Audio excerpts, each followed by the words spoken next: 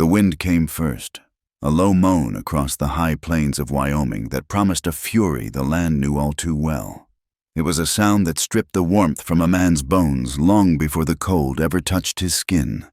By afternoon, the moan had become a shriek, and the sky, a bruised and heavy gray, opened up. Snow fell not in flakes, but in a solid, blinding sheet, driven sideways by a gale that could knock a steer off its feet. Eli Mercer turned his horse, Samson, into the wind, his head bowed low. The brim of his hat was a frozen shelf of white, and his mustache was stiff with ice. He'd lost sight of the herd hours ago, scattered to the four winds by the storm's sudden violence. Finding them now was a fool's errand. Survival was the only work left for the day. He was a man who understood the brutal arithmetic of the frontier. You did not fight a blizzard. You endured it. He knew this stretch of land, knew it from a dozen other drives, knew its hidden coulees and its cruel, open flats. He also knew there was a line shack somewhere to the north, a miserable little box of sod and rough-hewn timber left for just such an occasion. It was not much more than a rumor of shelter, but it was enough. With the last of the day's light failing, swallowed by the swirling white, he spurred Samson on, trusting the horse's sense more than his own. The shack appeared as a darker smudge in the gloom, a slight thickening of the shadows. It was half buried in a drift, its door hanging crooked on one leather hinge. Eli swung down from the saddle, his legs stiff and aching. The cold was a physical weight, a presence that sought to crush the life from him. He led Samson to the lee side of the structure, where a small lean-to offered meager protection. He gave the horse the last of the oats from his saddlebag, rubbing the animal's neck with a gloved hand. "You earn your keep, old friend," he murmured, his breath a plume of white that was instantly snatched away by the wind.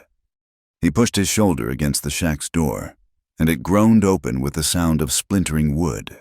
The inside was a single, small room, colder than a tomb and smelling of damp earth, old smoke, and rodent droppings.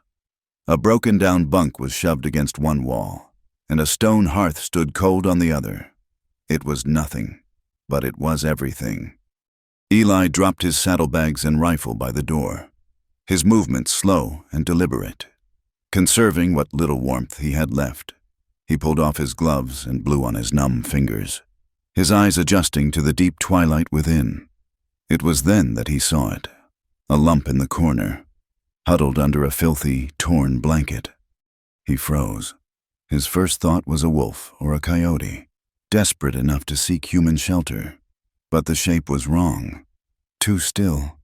Too human. His hand went to the Colt peacemaker at his hip, the cold metal of familiar and grim comfort. "Hello," he called out, his voice rough. It was swallowed by the howl of the wind outside. "Anyone there?" There was a slight, almost imperceptible movement from under the blanket, a tremor. He took a slow step forward, the floorboards groaning under his weight.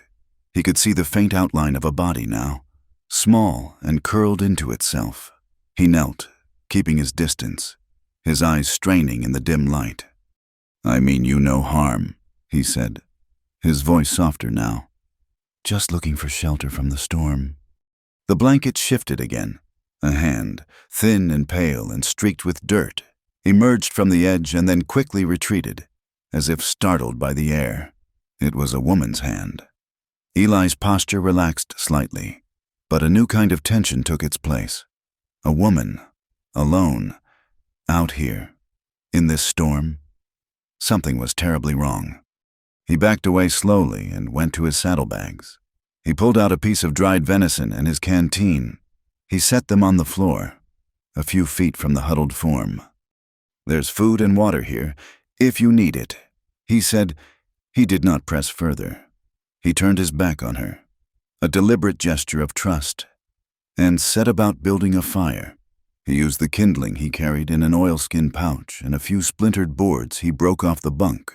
The flint and steel sparked, the tinder caught, and soon a small, hungry flame licked at the wood. The fire pushed back the gloom, casting flickering, dancing shadows across the small room. It was a fragile victory against the cold and the dark, but it was a victory nonetheless. He added more wood, and the flames grew, a crackling, spitting defiance against the storm. Warmth began to seep into the room, a slow, blessed tide.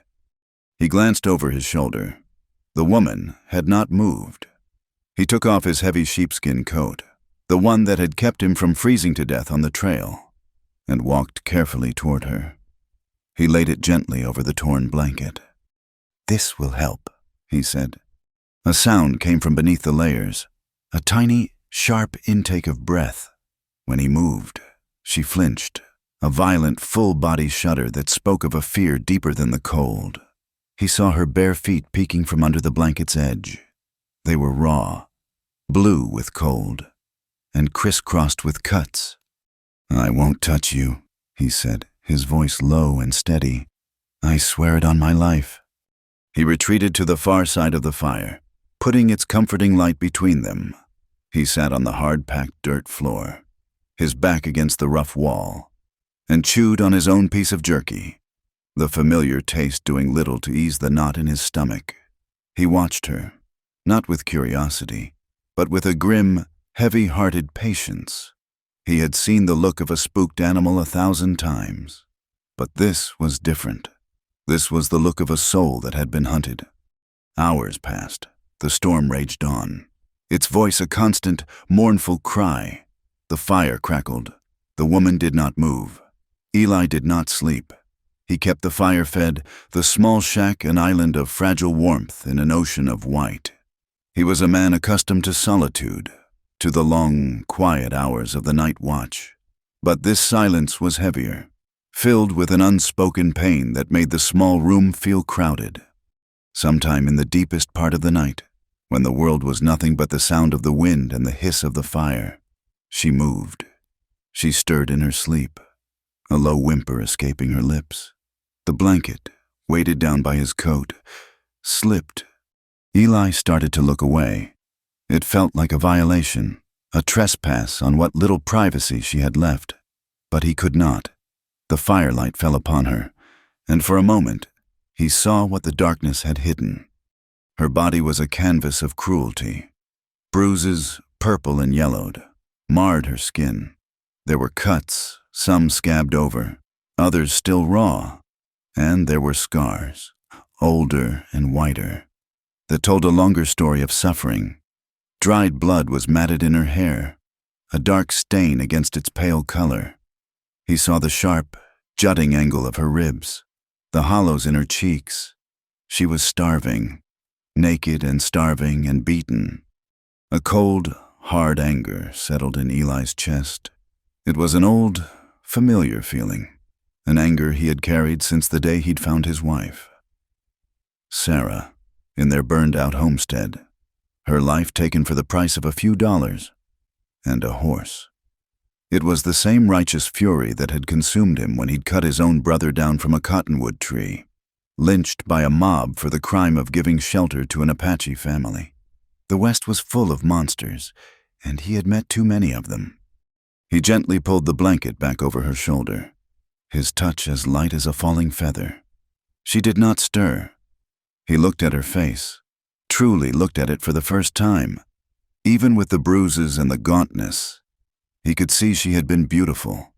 High cheekbones, a delicate jaw.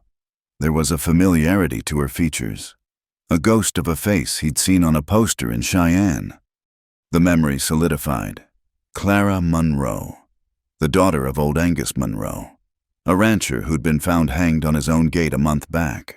The story was that hired men had come for his land, men working for one of the big cattle barons. They'd killed him and burned his ranch to the ground. The official report said his daughter had perished in the fire, but the whispers in town told a different tale. The gossip mongers in the saloons and the general store had woven a darker narrative. They spoke of a fallen woman, a girl who had not died but had run off with her father's killers. They painted her as a seductress, a willing participant in her own family's destruction, a thief who had fled with what little remained. The stories were ugly, designed to ruin a reputation as surely as a bullet could end a life.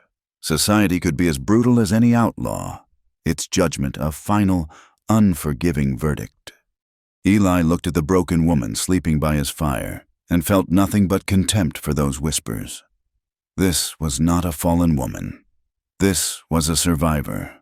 Suddenly, a flash of memory, not his own, seemed to fill the room. It was sharp and blindingly clear. A vision of terror. Fire. The world is orange and red, roaring with a hungry, deafening sound. The smell of burning pine and horsehair fills the air. She is running, her feet bare on the cold, hard ground. Splinters and sharp stones tear at her soles, but she feels nothing. Behind her, gunshots crack through the night, followed by the sound of men's laughter, coarse and cruel. A woman screams, a high, piercing sound that is cut off abruptly. It is her mother's voice. She stumbles, falls, and scrambles back to her feet, her lungs burning, her heart a frantic drum against her ribs. She can hear them crashing through the underbrush behind her, their voices calling out to her, taunting her. She runs on, into the suffocating darkness, with the flames of her home lighting the sky behind her. The vision vanished, leaving Eli blinking in the firelight, the smell of smoke phantom in his nostrils. He shook his head, pushing the image away. He was a practical man, not given to flights of fancy, but the feeling had been too real, too vivid. It was her pain, bleeding into the very air of the shack. He stayed awake through the rest of the night, his rifle across his lap. He was no longer just a man seeking shelter. He was a guardian. He was the line between this woman and the brutal world that had tried to destroy her.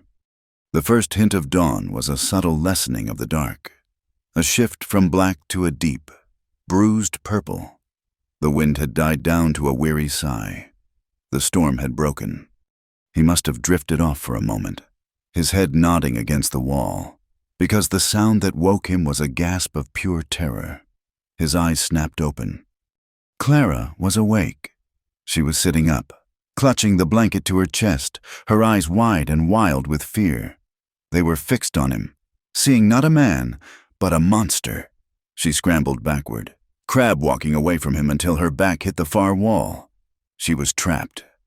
"Easy now," he said, holding up his hands, showing they were empty. He stayed where he was, not wanting to spook her further. "The storm's passed. You're safe." His words meant nothing to her. She was not in the shack. She was back in the fire, back with the men who had hurt her. Her gaze darted around the room, frantic, searching for a weapon. Her eyes landed on a glass bottle lying in the corner, shattered at the neck. Before he could react, she lunged for it. She snatched up the jagged neck of the bottle and held it out in front of her, her knuckles white. Her whole body trembled, but her grip was firm. "Stay back," she rasped, her voice a raw, broken thing, torn from a throat unused to speaking. "Don't you touch me." "I'm not going to touch you," Eli said, his voice a low, calming rumble. He rose to his feet slowly, deliberately, making no sudden moves. "My name is Eli Mercer. I found you here last night. I only meant to help." She shook her head, a tear tracing a clean path through the grime on her cheek. "No," she whispered. "No more help." She was a cornered animal, ready to fight to the death. He knew that if he moved toward her, she would use the glass, on him or on herself. He had to calm her, had to pull her back from the edge of that terrible memory. "Clara," he said softly. Her name hung in the air between them. Her eyes widened, the fear momentarily replaced by confusion. How do you know my name?" "I heard talk in Cheyenne," he said simply, "about what happened at your father's ranch. I'm sorry for your loss." The mention of her father seemed to break through the terror. The fight began to drain out of her, replaced by a wave of crushing despair. The hand holding the broken bottle wavered. A sob escaped her, a ragged, painful sound. "Please," she begged, her voice cracking. "Just leave me be. Let me die." Eli took another slow step forward. He did not look at the weapon in her hand, but at her eyes. He had to make her see him, the man, not the ghost she was fighting. "I can't do that," he said. His voice was not harsh, but it held the unyielding weight of conviction. "I've buried enough people I cared about. I'm not adding another to the list." He was close now, close enough to see the exhaustion in her eyes, the deep, soul-crushing weariness of someone who had fought for too long. He reached out, not for the bottle, but for her hand, his movements impossibly slow. She flinched but did not pull away. His calloused fingers gently wrapped around her wrist. He did not pull or force her. He just held her, a steady, solid presence. "Give it to me, Clara," he said. Her fingers uncurled, one by one. The jagged piece of glass fell from her grasp and clattered onto the dirt floor. Her body sagged, all the fight gone, leaving only a fragile, trembling shell. She collapsed into herself, pulling her knees to her chest, her sobs coming in great, shuddering waves. Eli knelt in front of her, the silence broken only by her weeping and the gentle crackle of the fire. He wanted to comfort her, to pull her into his arms and tell her that everything would be all right, but he had made a promise. So he waited, a silent sentinel, his presence a shield against the ghosts that haunted her. He had found her in the heart of a storm, a broken soul hidden in the dark. He did not know where their path would lead, or if they would even survive the coming days. But as the weak morning light filtered through the cracks in the walls, one thing was certain. Eli Mercer would not leave. The first days were a silent, carefully choreographed dance in a room too small for two people. Time was measured not by the sun, which remained hidden behind a thick blanket of gray cloud, but by the rhythm of Eli's chores. He would rise in the dim pre-dawn, his movements quiet and economical, and tend the fire, the small flames a fragile heartbeat in the cold. He would venture out into the blinding white world to check the snares he had set, returning sometimes with a rabbit, sometimes with nothing but the chill of failure clinging to him. Clara watched him from her corner. She had moved from the floor to the dilapidated bunk, pulling the torn blanket and his heavy coat around her like a barricade. She did not speak. She only watched, her eyes, the color of a winter sky, following his every move. They were the eyes of a feral creature, wary and assessing, ready to bolt or fight at the slightest provocation. Eli, for his part, acted as if he were alone. He spoke to her only when necessary, his voice low and matter-of-fact. "The water is boiled. It should be clean enough," he'd say, setting a tin cup near the bunk, or, "This stew is thin, but it's hot." He never expected a reply, and he never received one. He tended to her wounds with a stoicism that bordered on reverence. He would boil water, tear strips from one of his own shirts, and clean the cuts on her feet and arms. Each time he approached, she would stiffen, her body becoming a rigid line of fear. He would stop, hold up the clean cloth, and wait. "This needs cleaning," was all he would say, and after a long, tense moment, she would allow it, her gaze fixed on the wall, her breathing shallow. He worked with a gentle, surprising deftness, his large, calloused hands belying a careful touch. He saw the network of scars, old and new, and with each one he cleaned. The cold anger in his gut hardened into something solid and heavy, like a river stone. On the third day, he returned with a scrawny rabbit. He skinned and cleaned it with practiced efficiency, putting the meat in the pot with melted snow and a handful of dried herbs from his saddlebag. The smell of cooking meat, thin as it was, filled the small shack. It was the first real food they'd had. He ladled the broth and a few small pieces of meat into a wooden bowl and brought it to her. As always, she flinched when he came near. He set the bowl on the floor and retreated to the fire. He watched as she reached for it, her movements furtive. She ate like a starving animal, hunched over the bowl, her hands shaking so much she could barely hold the spoon he had given her. She finished it in moments, her eyes closing as if the meager warmth was the first kindness she had known in an eternity. When she looked up, her eyes met his across the fire. The wariness was still there, but beneath it was something else, a flicker of pained humanity. "My father," she said, her voice a dry, rasping whisper, as if the words themselves were painful to form. "They hanged him from the gatepost of his own ranch." Eli did not react, did not offer empty platitudes of sorrow. He simply nodded, his gaze steady, giving her the space to continue if she chose. It was the most she had said since he found her, and the words seemed to hang in the air, heavy with the weight of all that was unsaid. The story came out in pieces over the next few days, like a shattered pot being reassembled one shard at a time. She spoke of men with dead eyes and cruel mouths, men hired by a cattle baron who wanted her father's water rights. They had not come to negotiate. They came with fire and rope. She spoke of being held in the root cellar while her home burned above her, the sounds of her parents' final moments a torment that would never leave her. "They kept me," she said one evening, her voice flat and devoid of emotion, her eyes fixed on the dancing flames. "They said I was part of the price for the land, that a rancher's daughter had value." She paused, and a shudder ran through her. "They were going to take me to a mining camp, to sell." Eli listened, his face an unreadable mask, but inside, a killing rage was building. It was a silent, cold fury that tightened his jaw and made his hands ache to close around a throat. He imagined the men she described, their faces sneering, their laughter echoing in the firelight. He had seen their kind all his life, men who took what they wanted and called it strength, who broke things just to watch them shatter. He wanted to hunt them down. He wanted to make them feel a fraction of the terror this woman had endured. But he hid it. He banked the fire of his rage behind a wall of quiet strength, knowing that what she needed now was not a vengeful protector, but a steady presence. He simply fed the fire and let her speak. She had escaped on the third night. One of the men, drunk and careless, had left the cellar door unbarred.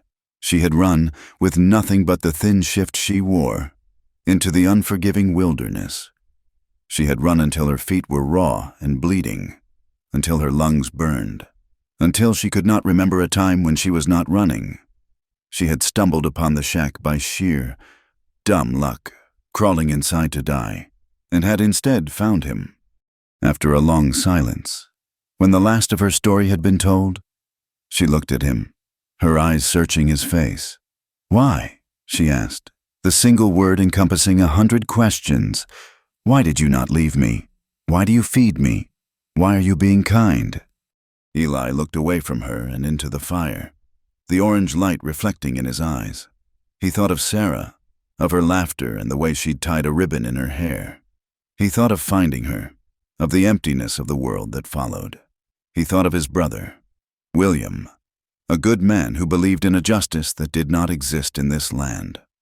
He turned his gaze back to Clara. "Because no one helped my wife," he said simply. The words were plain, unadorned, but they carried the weight of a life's worth of pain. In that moment, Clara saw him, not just the quiet, capable cowboy, but a man as scarred on the inside as she was on the outside.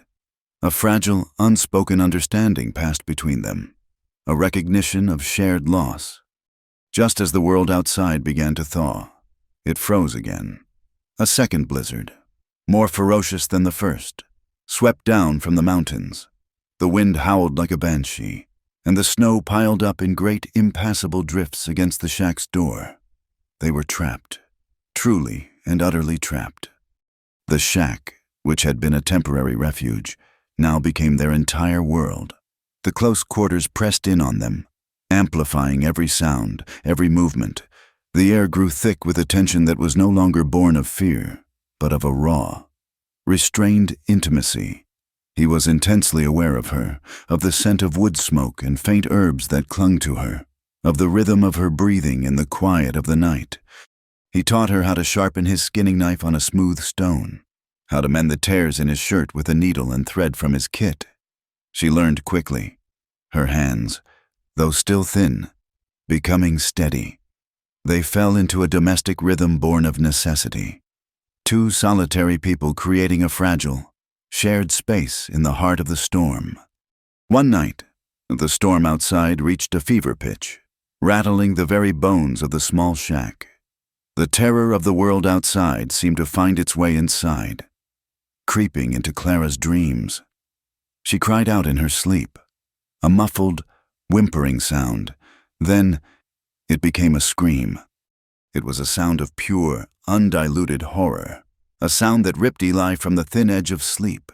He was on his feet in an instant, his gun in his hand, his heart pounding. But the danger was not outside. It was in the corner, on the bunk. Clara was thrashing, her body tangled in the blankets, her arms flailing as if fighting off an attacker. She was trapped in a nightmare, reliving a horror he could only imagine. "No, get away!" she screamed, her eyes wide open but seeing nothing in the room. "Please, don't!" He had to wake her, but his promise not to touch her held him frozen for a moment. To break that promise, even to help, felt like a betrayal, but he could not stand by and watch her suffer. He moved to the bunk and knelt beside it. "Clara," he said, his voice firm but gentle. "Clara, wake up. You're dreaming." She didn't hear him. She was lost in the terror.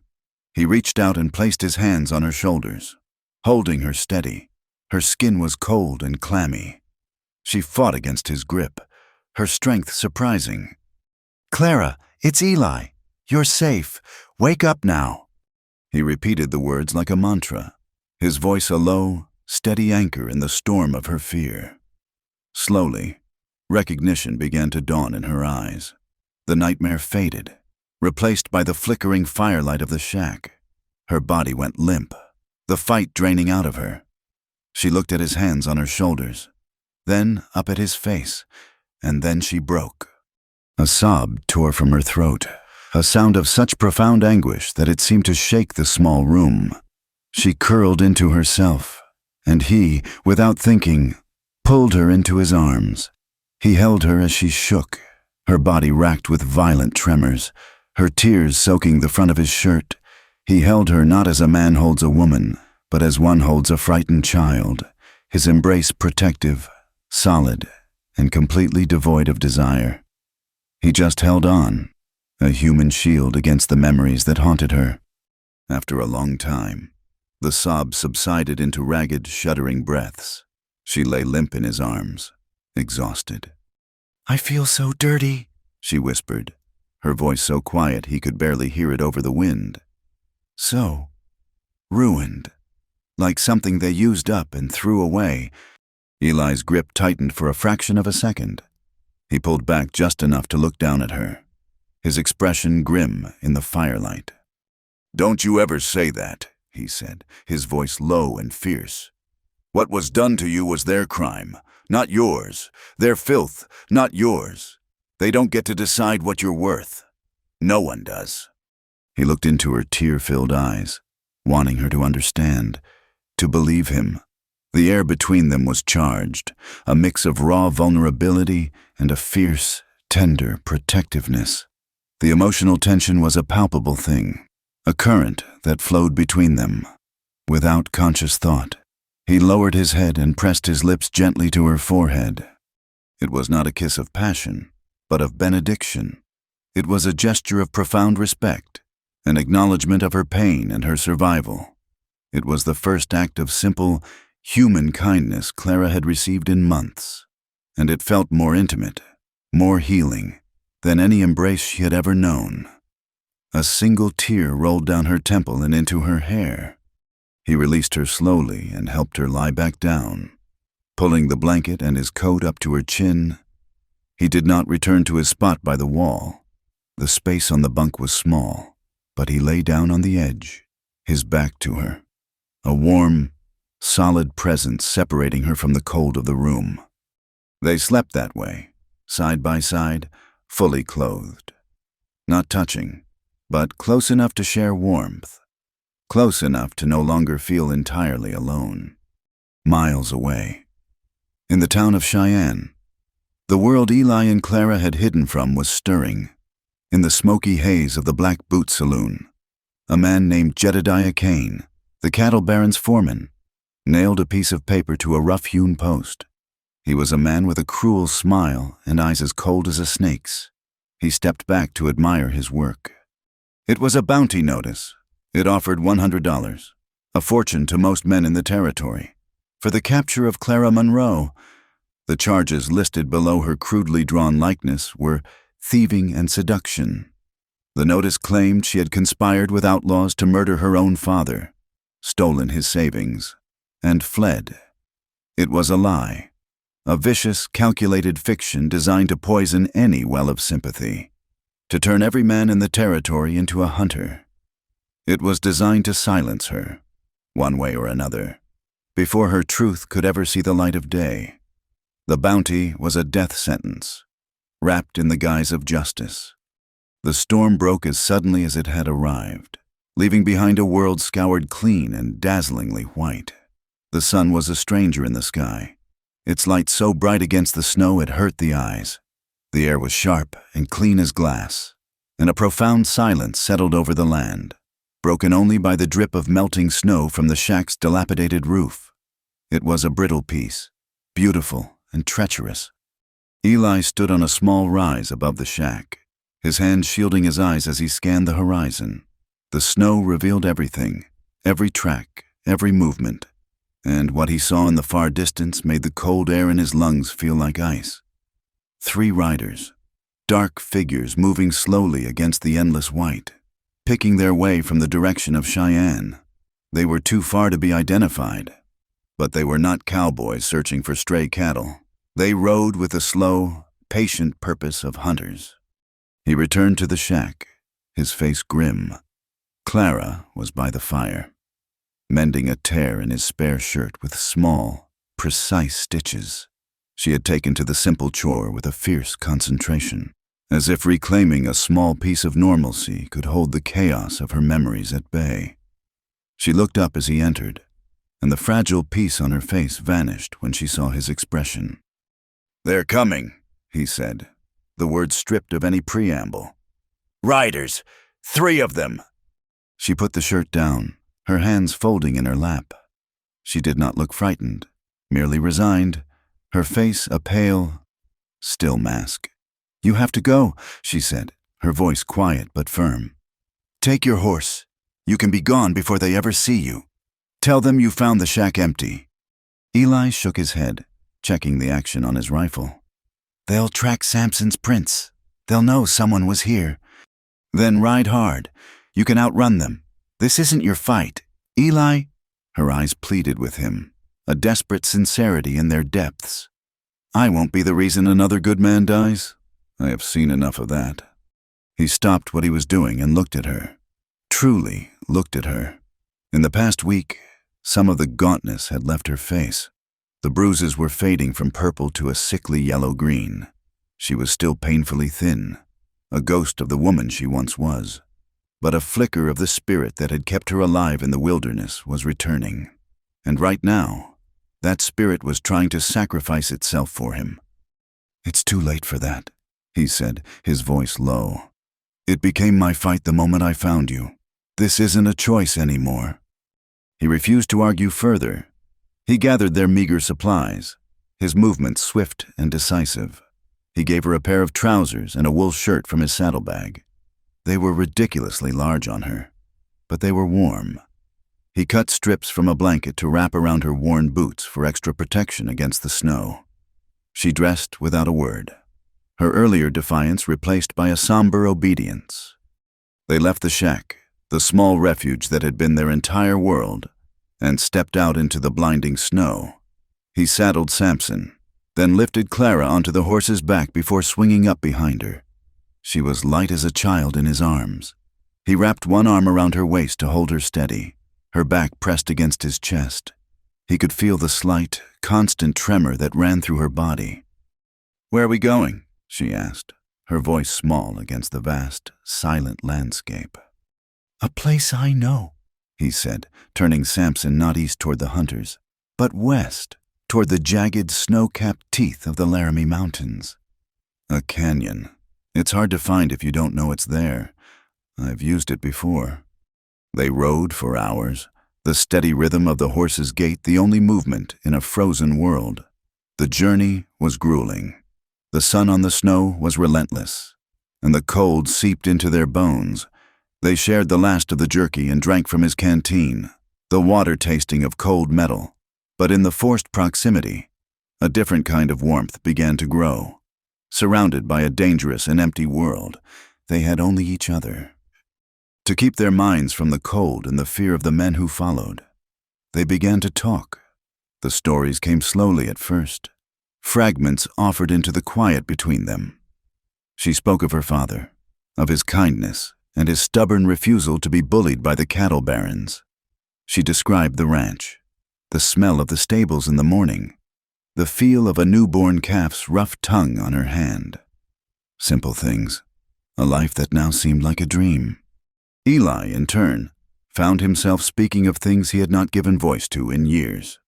He told her about his brother, William.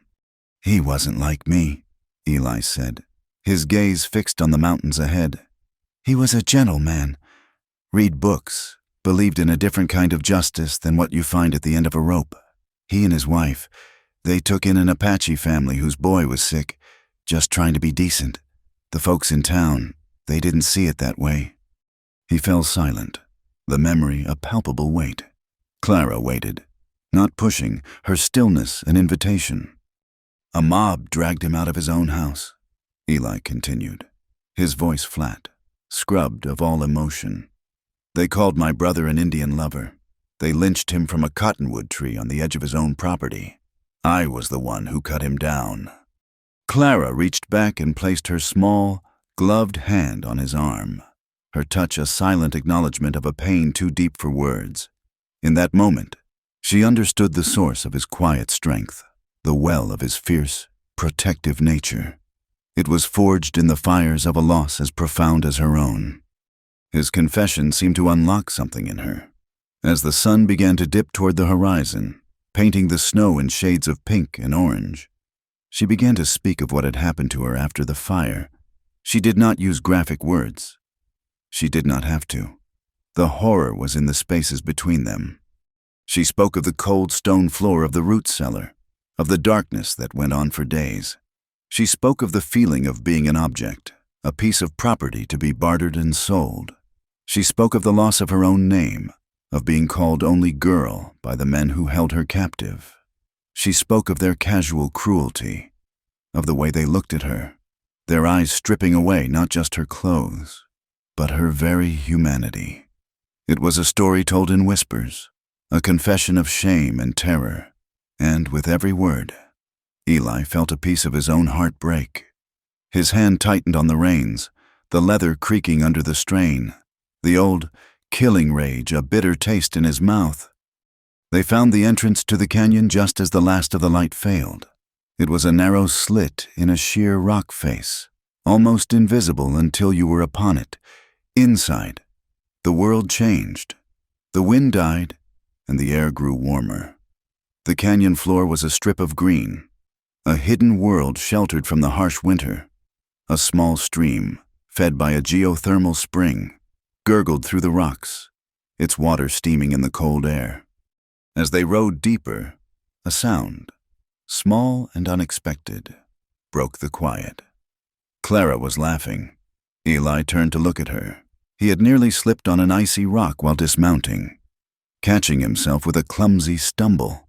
And the absurdity of it, after all they had endured, had broken through her despair. It was a small, rusty sound, like a hinge that hadn't been used in years. But to Eli, it was the most beautiful sound he had ever heard, a genuine, unforced laugh. It was a sign that the woman he had found broken in the shack was still there, fighting her way back to the surface. He smiled, a rare, true smile that reached his eyes. "Glad to be of service," he said gruffly. He showed her the source of the stream, a hidden hot spring, a natural pool of steaming, crystal-clear water cascading over moss-covered rocks into a shallow basin. It was a sanctuary, a hidden cathedral of stone and steam. "You should bathe," he said, his gaze averted. "The warm water will be good for you. I'll stand watch." He turned his back, giving her the illusion of privacy, and walked to the mouth of the pool. His rifle cradled in his arms, he listened to the sounds of her undressing, the soft rustle of clothes, the quiet splash as she entered the water. He kept his eyes fixed on the rocks, a silent guardian, the tension in his shoulders a tight knot. After some time, he heard her move. "Eli?" she called, her voice soft, hesitant. He turned. She was standing in the shallow end of the pool, the water up to her shoulders, the steam swirling around her like a shroud. She had washed the grime from her hair, and it fell in wet, pale strands around her face, in the dim light, with the scars and bruises hidden beneath the water. She was breathtakingly beautiful, but it was her eyes that held him. They were filled with a terrifying vulnerability. She took a trembling step toward him, then another. She stopped when the water was at her waist, her thin shift clinging to her, revealing the faint outline of her body. She was trembling, but her gaze was steady. "Do you think I'm broken?" she whispered, the words barely audible over the sound of the falling water. It was the question that had been haunting her, the fear that lay beneath all the others. Not that she was scarred or hurt, but that she was fundamentally, irrevocably broken. That the men who had hurt her had succeeded in shattering her soul. Eli's heart ached. Words were useless here. An easy denial would be a lie, and a confirmation would be a cruelty. So he didn't speak. Instead, he laid his rifle down on a dry rock, and without taking off his boots or his clothes, he walked into the water. The warm water soaked his trousers and shirt instantly, the weight of it pulling at him. He waded toward her until he was standing in front of her, the steam rising around them, enclosing them in their own private world. He looked into her eyes and let her see the profound, aching empathy he felt. He reached out and gently cupped her face in his hands, his thumbs stroking her cheekbones. And then he pulled her to him and held her, his wet clothes pressing against her thin, wet shift. He held her as a fresh wave of sobs shook her body, the tears she had held back for so long finally breaking free. He stood there, fully clothed in the warm, healing water, and let her cry, his embrace a silent, unshakable answer to her question. "You are not broken. You are a survivor, and you are not alone." Later that night, they lay side by side on a bed of pine boughs he had made, the fire he'd built casting a warm, flickering glow on the canyon walls. Above them, through a gap in the rock, was a canopy of 1,000,000 cold, distant stars. The silence between them was no longer tense or awkward, but comfortable, peaceful. Eli lay on his back, his hands behind his head, staring up at the sky. He thought he was the only one awake, but then he felt a tentative touch on his arm. He turned his head. Clara was looking at him, her eyes luminous in the firelight. The tears were gone, replaced by a quiet, solemn resolve. She moved closer, her movement slow, deliberate. She reached for his hand, her small fingers lacing with his. He felt a jolt, a current of warmth that had nothing to do with the fire. His instinct was to pull back, to protect her from something he wasn't sure he could control, to preserve the careful line he had drawn between them. But she held on, her grip surprisingly strong. "Don't," she whispered. Seeing the hesitation in his eyes, she leaned closer, her breath warm against his cheek. "I want to feel something that's mine," she said, her voice trembling with a quiet intensity. "For so long, every touch was a theft. I want to feel a hand on my skin that is there because I asked it to be. I want one thing, just one. That is a choice I get to make." He looked into her eyes and saw not desperation, but a profound and courageous reclaiming of her own self. This was not about him, not about desire in the way a man usually understood it. This was about her fight to own her own body, her own feelings, again. His resistance melted away. replaced by a wave of profound tenderness. He rolled onto his side to face her, his heart aching with a feeling he couldn't name. He brought his other hand up and gently traced the line of her jaw, his touch as light as a whisper. They lay together under the stars, two souls adrift in the wilderness, finding a momentary harbor in each other. It was a quiet conversation of touch, a reclaiming of stolen ground. It was gentle, tentative, and full of a feeling that ran deeper than passion. He held her and let her hold him, and for the first time in a long, long time, neither of them felt broken. He honored the trust she had placed in him, and never crossed the line she didn't ask him to. The peace they found in the canyon lasted for 3 days. It was a fragile, precious thing, a stolen moment of grace in a world that offered little of either. Eli's wound was a clean shot through the fleshy part of his shoulder, a painful but not life-threatening injury. In the aftermath of the fight, in the quiet of the canyon with the dead bounty hunter lying 100 yards away, a new dynamic had taken hold. Clara was no longer the fragile creature he had found in the shack. She was a woman forged in fire, and the steel in her spine was beginning to show. She had stitched his wound with hands that shook, but her eyes had been dry and fiercely focused. She had torn a strip from her own shift to create a clean bandage, her movements efficient and sure. He had watched her, a haze of pain and admiration clouding his vision, as she saved his life with the same quiet determination that had ensured her own survival. She had refused to let him see her cry. That evening, as he rested against a rock, his shoulder throbbing with a dull, insistent fire, she came to him. The sun had set, and the canyon was filled with the deep purple shadows of twilight. "I am done running," she said, her voice low but resonant with a conviction that startled him. "Hiding in this canyon, waiting for the next man to find us. It is not living. It is just a slower way to die." "There is no shame in surviving, Clara," he said, his voice rough with pain. "No," she agreed. "But I will not survive as a ghost. A whisper in a saloon. They took my home. They took my family. They will not take my name." She looked at him, her eyes burning with an intensity that seemed to draw all the available light. "I am going back to Cheyenne. I am going to face that sheriff. And I am going to tell the truth." A cold dread settled in Eli's stomach, colder than the night air. "They will kill you," he said flatly. "The sheriff is a corrupt man. The bounty is still on your head. They will call you a liar and hang you from the nearest tree." "Then let them," she said, and for the first time, a flicker of the old despair returned. "At least it will be my choice. At least I will die as Clara Monroe, daughter of Angus Monroe, and not as some nameless, hunted animal." "Do not talk like that," he said, his voice sharp with a fear he rarely felt. "Do not talk about dying." "Then give me a reason to talk about living," she countered, her voice softening. "Help me do this, Eli. Help me take back the only thing I have left."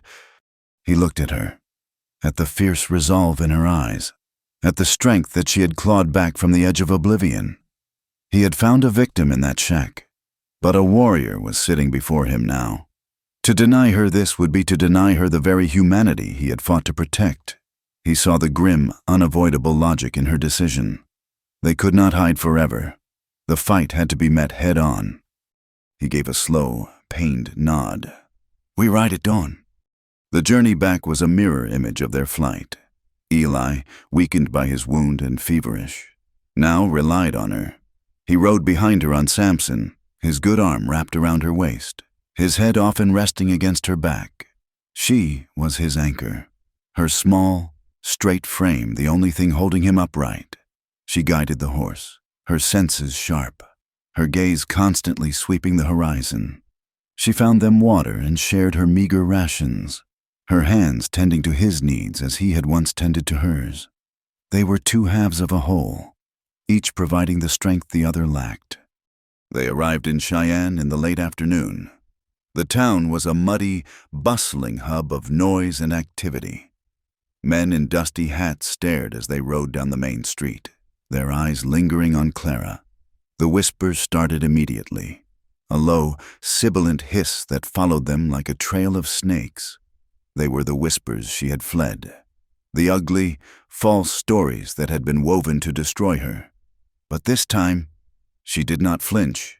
She kept her head high, her gaze fixed straight ahead, her back as rigid as a fence post. She knew where they would be. The Black Boot Saloon was the dark heart of the town, the place where reputations were made and just as easily destroyed. It was there that the lies about her had taken root, and it was there that she would pull them out. She dismounted in front of the saloon, her movements deliberate. Eli slid down after her, his face pale and drawn, but his eyes were clear and hard. He checked the Colt at his hip, the metallic click a sharp, ominous sound in the afternoon air. He did not have to ask her if she was ready. He could see it in the set of her jaw. She pushed open the batwing doors and walked inside. The saloon fell silent. The lazy drone of conversation, the clink of glasses, the shuffle of cards. It all stopped. 100 pairs of eyes turned to her, 100 faces, a mixture of shock, contempt, and crude curiosity.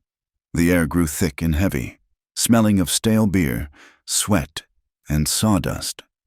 Clara walked to the center of the room, her worn boots making no sound on the dirty floorboards. She stood there, alone in a sea of hostile faces. A small, defiant figure in oversized men's clothes. The firelight glinted in her pale hair. "I am Clara Monroe," she said, her voice not loud, but clear and steady, cutting through the silence like a knife. "And I see some of you have heard stories about me."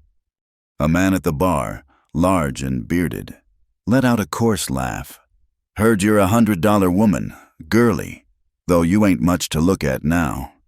Before the laughter could spread, Eli filled the doorway behind her. He did not draw his weapon, but his hand rested on the grip, a silent, deadly promise. His eyes, cold and gray as a storm cloud, swept the room, and the laughter died in the man's throat.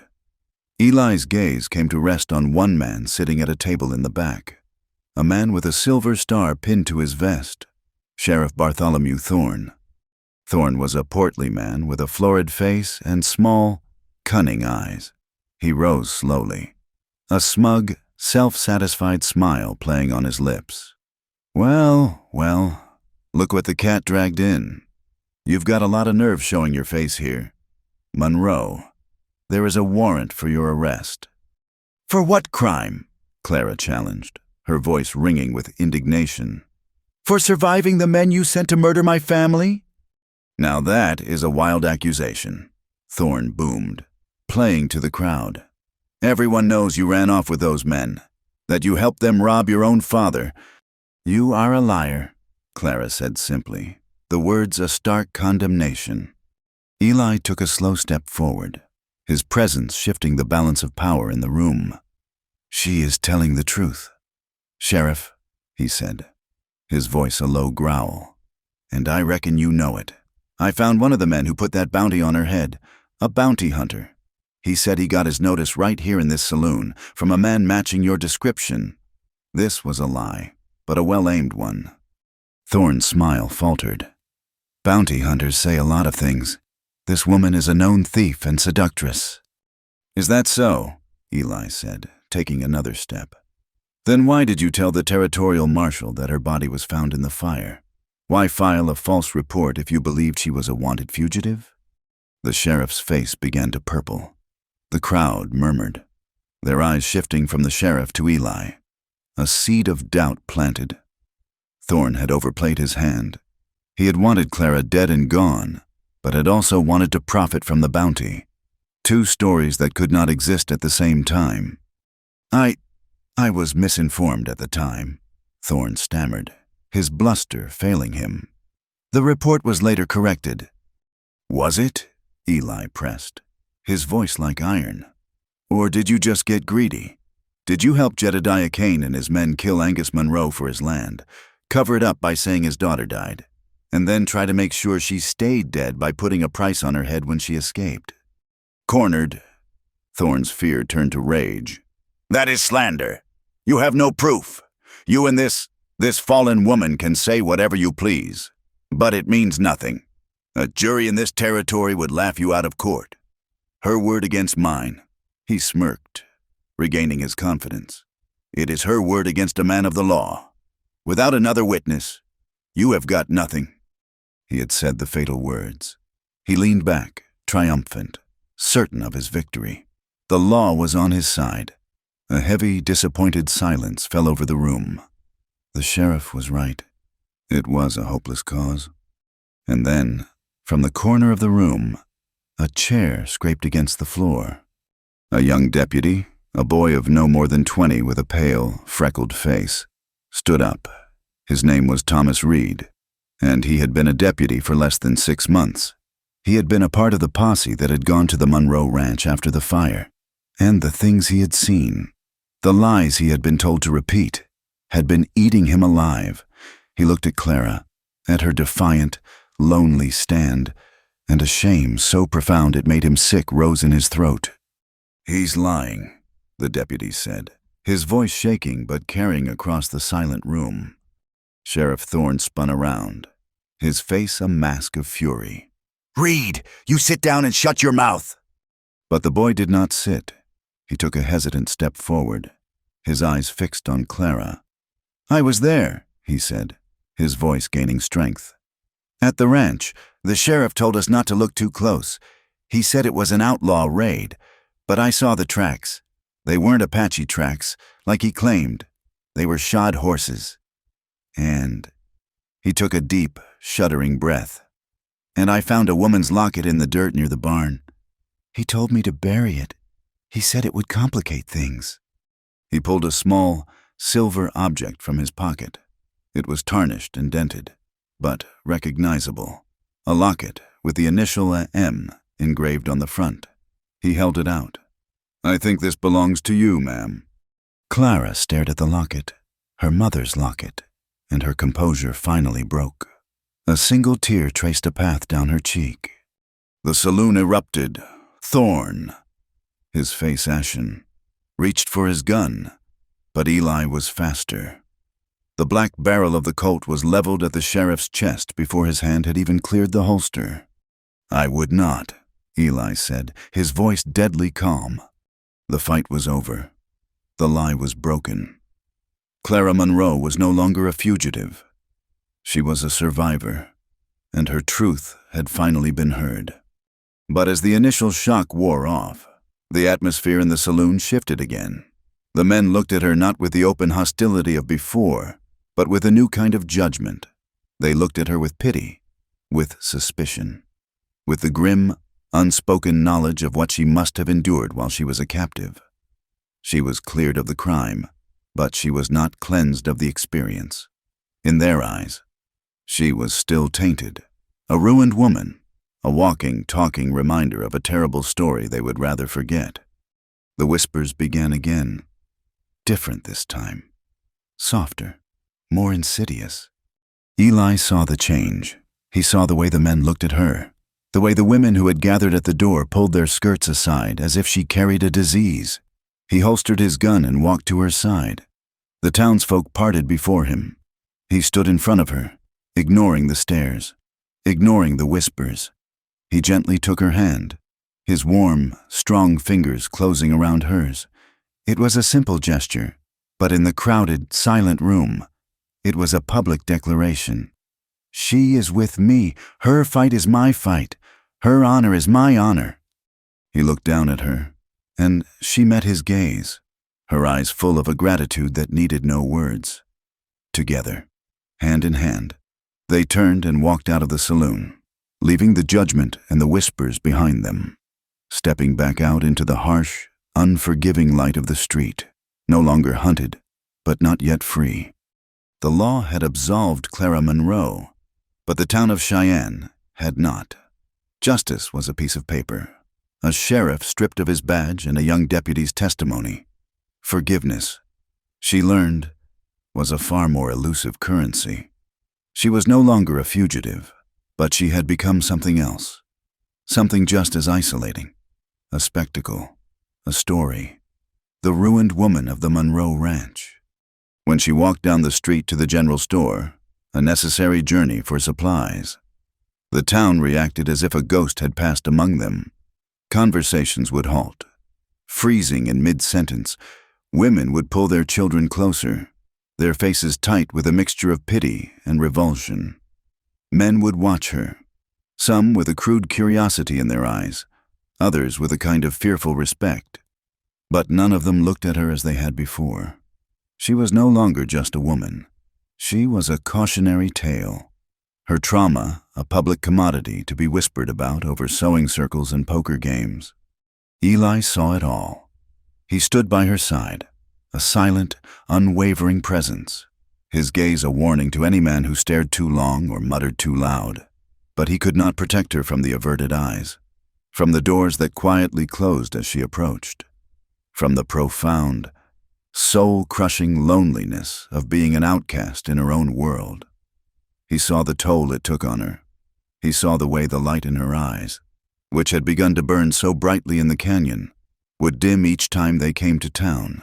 He saw the strength she had fought so hard to reclaim being chipped away, piece by piece, by the casual cruelty of others.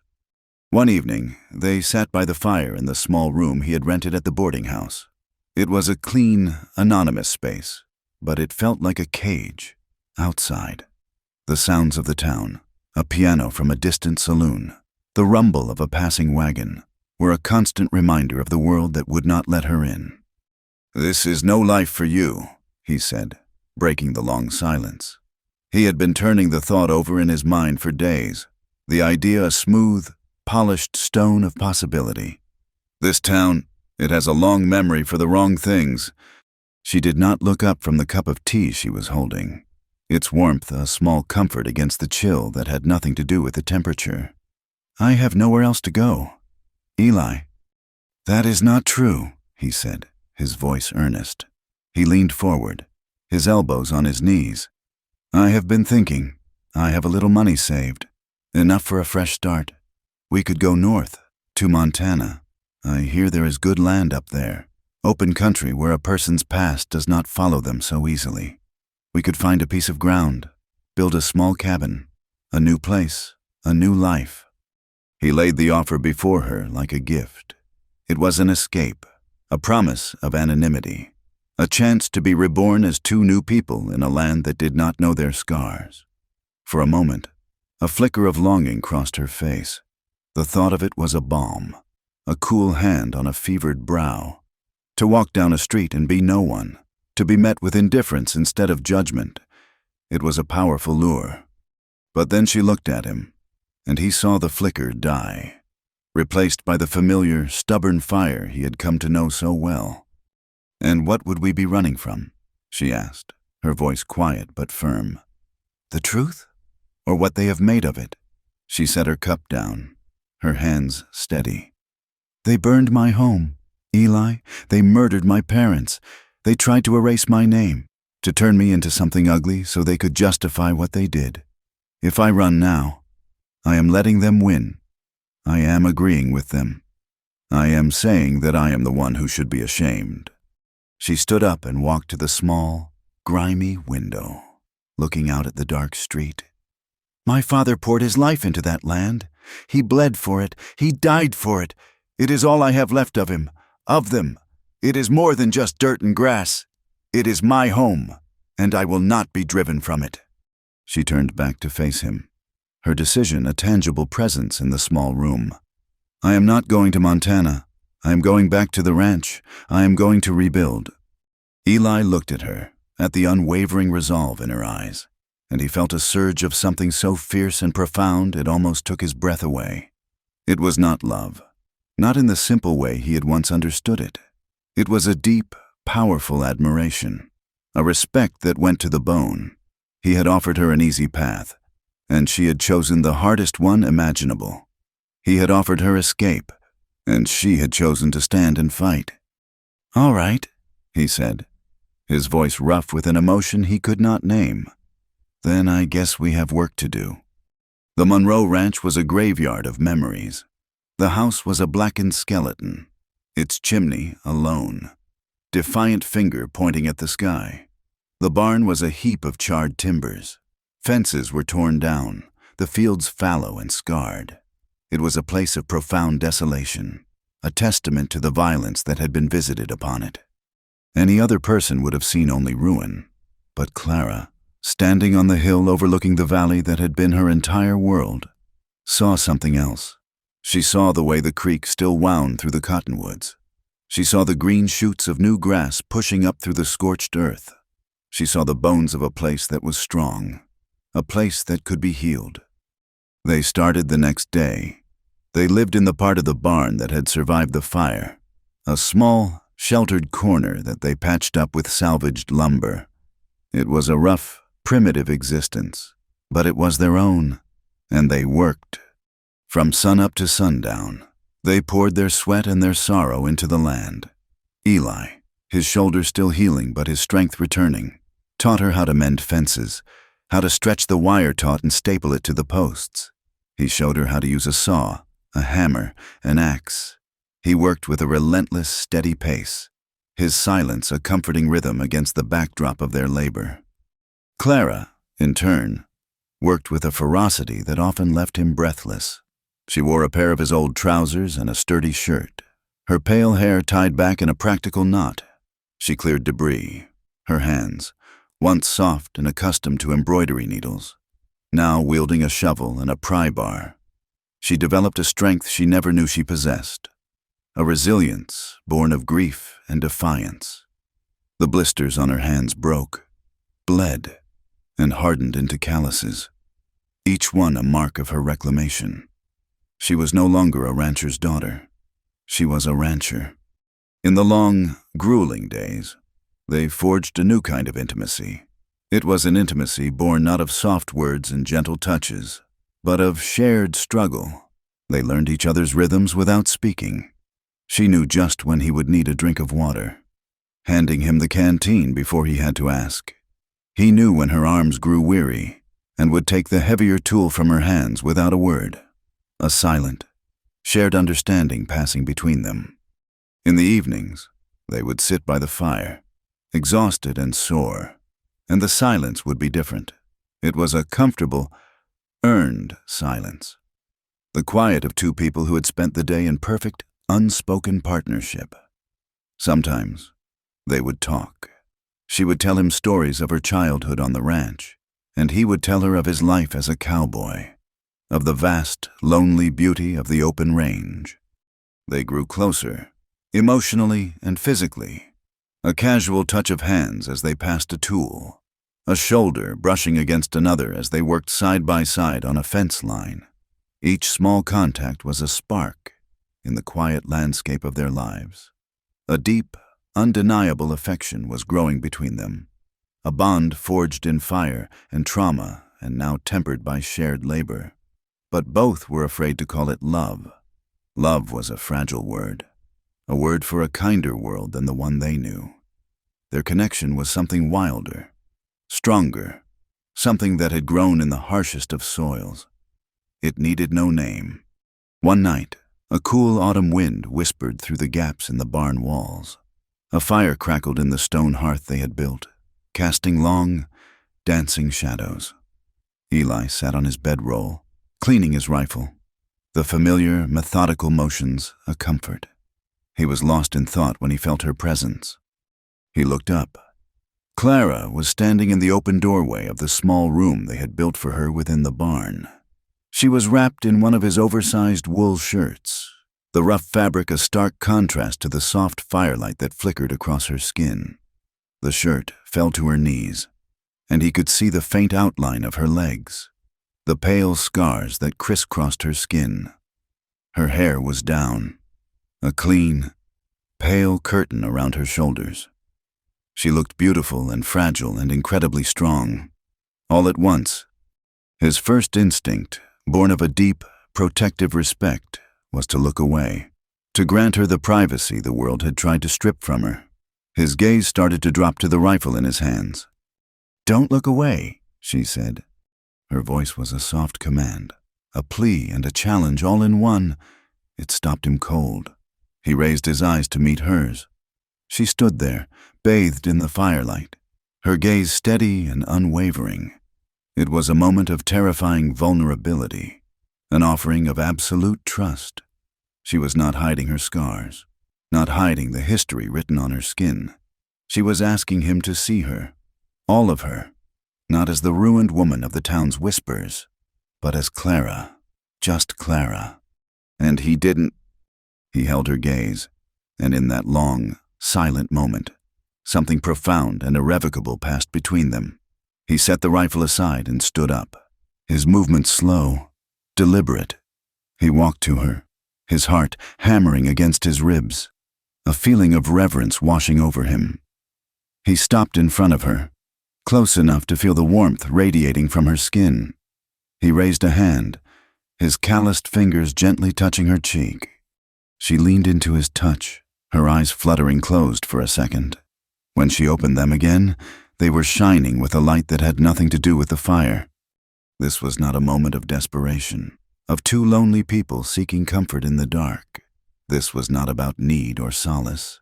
It was a choice, a deliberate, conscious choice made by two equals who had walked through hell and found each other on the other side.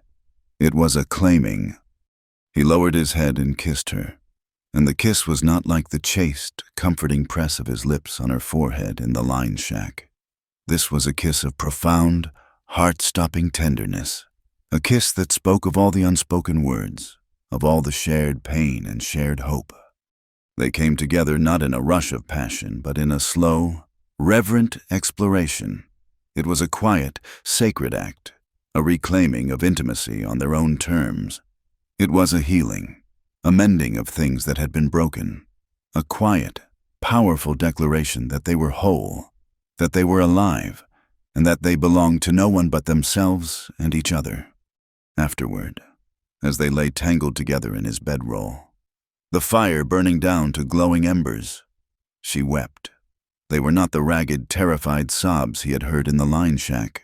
These were quiet, cleansing tears, a silent, shuddering release of all the pain and fear and shame she had carried for so long. He held her, his hand stroking her hair, and let her cry, knowing that these tears were not of sorrow, but of absolution. When the tears subsided, she lay quiet in his arms for a long time, her head resting on his chest, her hand tracing idle patterns on his skin. "Eli?" she whispered into the darkness. "I am here," he answered, his voice a low rumble. "Will you marry me?" The question was so simple, so direct. It took him by surprise. He tightened his hold on her, a small, involuntary movement. Marriage was a thing of the civilized world, of churches and laws, a world that had offered them little but pain. What they had felt deeper, more fundamental than that. He looked down at the top of her head, a smile touching his lips in the darkness. "Clara," he said softly, "I already gave you my name the day I refused to let you go." She tilted her head back to look at him, and in the faint, dying light of the fire, he saw her smile. It was a smile of pure, unadulterated joy, a smile that transformed her face and lit up the small, dark space around them. For a single, perfect moment. There was no past, no pain, only the two of them, safe in the shelter they had built with their own hands. But the West was not a land that let go of its ghosts so easily. The peace they had found, the life they were beginning to build, was a fragile thing, and beyond the small circle of their firelight, the darkness was gathering again, preparing to strike. The peace they had built was a house of cards on a windy plain. For a few precious months, as autumn painted the cottonwoods gold and the first chill of winter sharpened the air, they lived in a bubble of their own making. The ranch began to breathe again. The new fences stood taut and proud.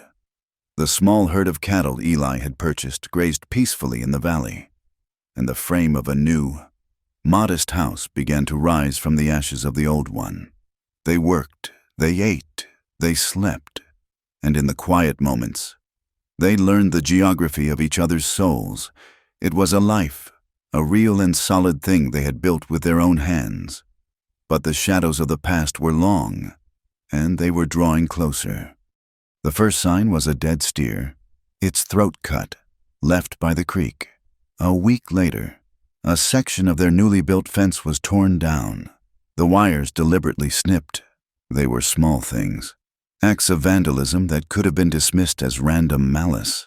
But Eli knew better. This was a message. They were being watched. He started wearing his Colt Peacemaker again, the weight of it at his hip a grim and familiar burden. He saw the fear return to Clara's eyes, a shadow she tried to hide, but that he could see in the moments when she thought he was not looking. The men came on a cold, gray morning. There were 4 of them, led by Jedediah Kane, the foreman who had put the bounty on Clara's head. They rode up to the edge of the property line, a line Clara's father had died for, and sat on their horses, a picture of casual menace. Kane was a large, slovenly man with a cruel twist to his mouth, a man who derived his power from the fear he inspired. Eli met them at the fence, Clara a few paces behind him, a shotgun held loosely in her hands. She had insisted on coming. This was her land. She would not hide from them. "This is private property, Kane," Eli said, his voice flat and even. Kane spat a stream of tobacco juice into the dirt. "Not for long. Mercer, the boss ain't forgotten about this piece of ground. The water rights that come with it are still worth a pretty penny. He figures the girl has had her fun playing rancher. It is time for her to move on." "She is not going anywhere," Eli said. Kane's eyes slid past Eli to Clara, his gaze slimy and insulting. "Still hiding behind a man, are you? Monroe, you should have stayed gone. This place has bad memories, and we can always make new ones." The threat, veiled but unmistakable, hung in the cold air. Clara's knuckles whitened on the stock of the shotgun, but her voice was steady. "This is my home. You are not welcome here. Leave now." Kane laughed, a harsh, grating sound. "Brave words. But this land is too valuable for a ruined girl and a broken-down cowboy to hold. Think on it. We will be back, and next time, we will not be so neighborly." They turned their horses and rode away, their laughter drifting back on the wind. The threat was not in what they said, but in the certainty with which they said it. They were not asking. They were telling. That night, the easy peace between Eli and Clara was gone, replaced by a heavy, unspoken tension.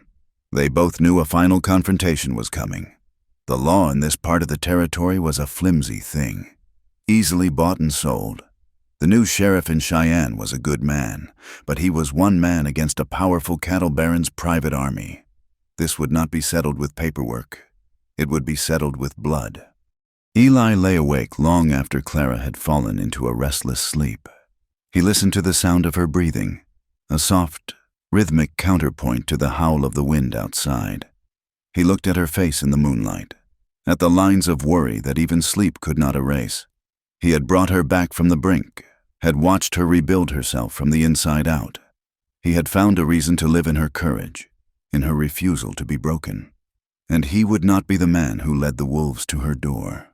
He would not allow this patch of ground, this home she had fought so hard to reclaim, to become another battlefield, another place of fire and death for her. He made his decision in the cold, silent hours before dawn. He would draw them away. He would meet them on ground of his own choosing. This was his fight, the final payment on a debt he felt he owed to the world, to his dead wife, to his lynched brother, and most of all, to her. He rose silently, his movements practiced and fluid in the darkness. He dressed, his fingers lacing his boots, his hands checking the action on his rifle. He wrote a short, simple note, his pencil scratching on the rough paper. "I have gone to finish this. Do not follow. I will come back." He looked at the words. "I will come back." It was a promise he was not sure he could keep. He leaned down and pressed a feather-light kiss to her forehead, a silent, desperate goodbye. He took one last look at her, memorizing the shape of her face in the shadows. And then he slipped out of the barn and into the pre-dawn chill. He saddled Samson, The familiar creak of the leather allowed intrusion in the quiet, and rode west, toward the canyon that had once been their sanctuary. The gunfight was a brutal, chaotic affair. Eli had chosen his spot well, a narrow pass in the canyon where the rocks offered good cover. He waited, the cold seeping into his bones, until he saw them. 4 riders against the rising sun. They had expected him to wait at the ranch, to make his stand there. They had not expected him to come for them. The first shot was his, the crack of his rifle echoing through the canyon. One of the riders tumbled from his saddle. A cry of surprise cut short. The other 3 scattered, diving for cover, their return fire kicking up dust and rock chips around him. The fight devolved into a deadly waiting game. Shots were exchanged, angry hornets buzzing through the cold air. Eli was patient, a seasoned hunter. He moved from rock to rock, his movements economical, his aim steady. He took down a second man who grew impatient and tried to flank him. But there were 2 of them left, and one was Cain. They were smarter, more cautious. They pinned him down, their bullets ricocheting with a vicious whine. A piece of rock, shattered by a bullet, struck Eli's cheek, opening a bleeding gash. He ignored the sting. He knew he had to move. He took a breath, rose from his cover to fire at a patch of brush where he'd seen movement, and felt a white-hot sledgehammer blow to his side. The world tilted, the canyon walls spinning. He fell, his rifle clattering on the rocks, a ragged gasp tearing from his lungs. The pain was immense, a blinding, all-consuming fire. He lay there, the coppery taste of blood in his mouth, his vision blurring. He could hear them approaching, their boots crunching on the gravel. This was it, then, the end of the line. He thought of Clara, of her smile, of the feel of her hand in his. He had failed. He had not kept his promise. But as Cain and the last man stepped into view, their guns raised, a flicker of defiance burned through the pain. He was not dead yet. With a final, desperate surge of strength, he pulled the Colt from his holster. He fired twice, the sound deafeningly close. The last man fell, a look of stunned surprise on his face. Cain staggered back, clutching his chest, his eyes wide with disbelief, before collapsing in a heap. Silence. The sudden, ringing silence of the canyon was absolute. Eli lay on the cold ground, the smoke from his pistol curling into the air, and let the darkness take him. Clara awoke to an empty room and a cold fire. The note was on the table where he'd left it. A wave of ice-cold dread washed over her as she read the words. "Do not follow."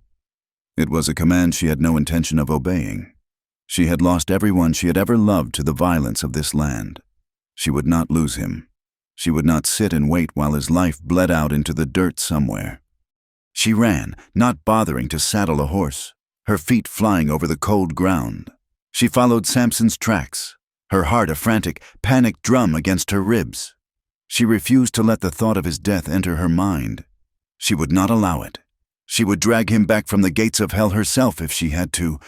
He would not die like the others. He would not. She found him in the canyon, a still figure in a landscape of death. For a terrifying moment, her heart stopped, but then she saw the faint, shallow rise and fall of his chest. He was alive. She fell to her knees beside him, her hands hovering over the terrible, blood-soaked wound in his side. He was pale as death, his skin cold and clammy. She pressed her hand against the wound, a desperate, useless attempt to staunch the flow of blood. He had to be moved. He would die here if she did not get him back. Getting him onto Samson was a nightmare of dead weight and desperate strength. She half dragged, half lifted him, her muscles screaming in protest, tears of frustration and fear blurring her vision. But she did it. She got him draped over the saddle, his head lolling, and began the long, slow journey back to the ranch, her hand never leaving his, her voice a constant, pleading murmur in his ear. "Stay with me. Eli, do not you dare leave me. Stay with me." When she arrived back at the ranch, a bloody, exhausted specter leading a horse that carried a half-dead man. She knew she could not do this alone. For the first time, she thought not of running from the town, but of running to it. She sent the young deputy, Thomas Reed, a message. He came at once, his face pale with shock at the sight of Eli. And he did not come alone. Word spread through Cheyenne like a wildfire. The story of the gunfight in the canyon, of the woman who had dragged her wounded man back from the brink, changed something in the town. They had seen her as a victim, a ruined woman. Now they saw her as a survivor, a fighter. The town doctor came, a gruff, reluctant man who had once been one of her harshest critics. He came, and he worked, his initial skepticism melting away in the face of Clara's fierce, unwavering determination. Women from the town, the same women who had whispered behind her back, began to arrive at the ranch. They brought food, clean bandages, and medicines. They sat with her through the long nights of fever, offering quiet, steady support. They no longer saw a scandal. They saw a woman fighting for the man she loved. In the midst of Eli's long, slow recovery, the final pieces of justice fell into place. With Kane and his men dead, the cattle baron's power in the region was broken. A new federally appointed sheriff arrived in Cheyenne, and one of his first acts was to officially and legally restore the full, unencumbered title of the Monroe Ranch to its sole surviving heir, Clara. The land was finally, truly hers. Eli recovered, but the recovery was a long and arduous road. The bullet had done deep damage. He would live, but he would walk with a limp for the rest of his life, and the constant, nagging pain in his side would be a permanent reminder of the canyon. As his body healed, a different kind of wound festered in his spirit. He was no longer the man he had been, the strong, capable protector. He felt diminished, broken. One afternoon, as he sat in a chair outside the barn, watching Clara work on the frame of the new house, he gave voice to his fear. "This is not what you signed on for," he said, his voice quiet. "A crippled man. I am not the man you fell for." Clara stopped her work and came to him. She knelt in front of his chair and took his hands in hers, her calloused palms a familiar comfort against his. She looked into his eyes, her own gaze clear and full of a love that was as fierce as it was tender. "The man I fell for was a good man who was hiding his heart behind a wall of grief," she said softly. "He was a man who thought he had nothing left to live for. The man I see before me now is a man who fought for a future, who chose to live. He is scarred, yes, but he is not broken. He is better." They were wed a month later, on a bright, cold autumn day. The ceremony was a quiet, simple affair, held in the open air, within the newly built frame of their future home. The young deputy, Thomas Reed, served as a witness, and the few townsfolk who had helped them through the darkest days stood by, their presence a quiet testament to the healing of a community. That night, after the guests had gone, Clara retrieved something from an old wooden chest. It was the torn, filthy blanket he had found her under in the line shack. She had kept it, cleaned it. It was a relic of her past, a reminder of how far she had come. She wrapped it around her shoulders and went to stand by the fire, looking out at the vast, star-dusted sky. Eli came and stood behind her. He did not speak, but gently pulled the edges of the blanket and wrapped it around himself as well, enclosing them both in its worn, scarred embrace. He was no longer looking away. He held her close, two survivors, two halves of a whole, finding shelter in each other. There was no shame, no fear, only the quiet, profound peace of finally being home. The final scene, a year later, shows a ranch that is thriving. The new house is finished, a warm, solid structure with smoke curling from its chimney. The cattle are fat and healthy, and the fields are green. And on the porch, two figures sit side by side, watching the sun set over the land they had bled for, the land they had reclaimed. Their faces are lined with the stories of their past, Their bodies carry the scars of their journey, but they hold hands, their fingers intertwined, healed, and finally, no longer alone. Thank you for listening to this tale from the heart of the American West. Please comment with where you are listening from to connect with fellow enthusiasts. We invite you to subscribe to the From Wild West channel and share your thoughts in English.